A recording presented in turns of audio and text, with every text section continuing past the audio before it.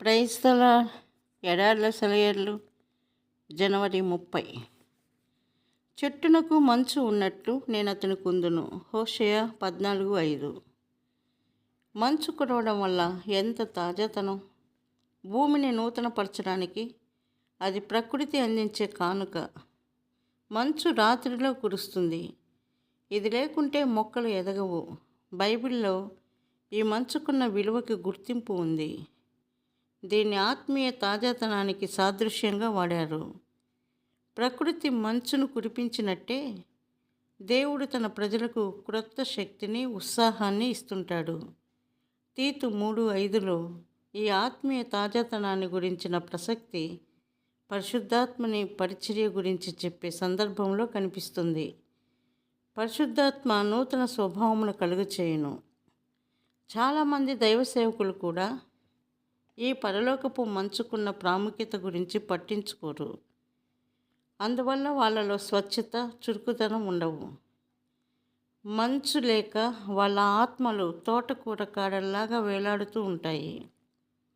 నాతోటి సేవకులారా, భోజనం చేయకుండా శ్రమించి పనిచేస్తుంటే కూలివాడి గతి ఏమవుతుందో మీకు తెలుసు కదా.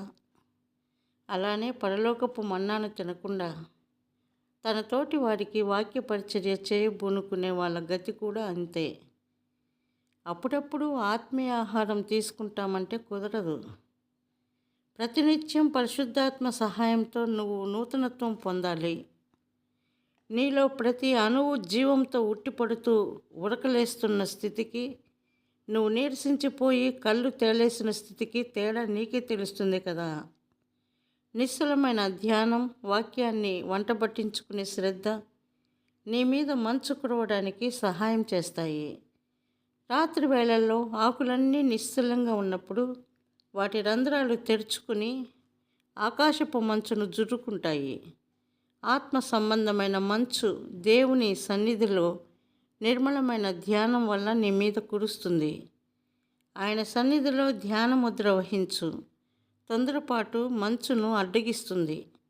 నీ ఆకులన్నీ మంచులో తడిసేదాకా ఆయన సన్నిధిలో వేచి ఉండు.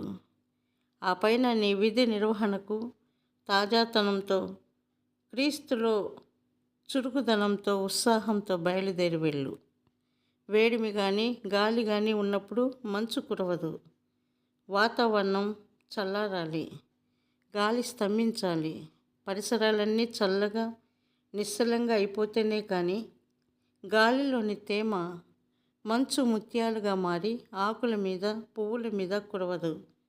అలానే మనిషి హృదయం కూడా ఆ ప్రశాంత గంభీర ముద్ర వహించి మౌనంగా, నిశ్చలంగా ఉన్నప్పుడే పరిశుద్ధాత్మ ఆ హృదయంలోకి దిగి వస్తాడు. నీ నిశ్చలత్వపు మంచు కురిపించు. ప్రభు, నా అసహనాన్ని ఖండించు. కదులుతూ మెదులుతూ కలవరపడే నా మనస్సులో నీ శాంతిని స్థాపించు. కోరికలతో వేసారిన నా హృదయంలోకి నీ చల్లని ఊపిరి పంపించు. భూకంప అగ్నిజ్వాలల్లో వినబడే నీ కోమల స్వరాన్ని వినిపించు.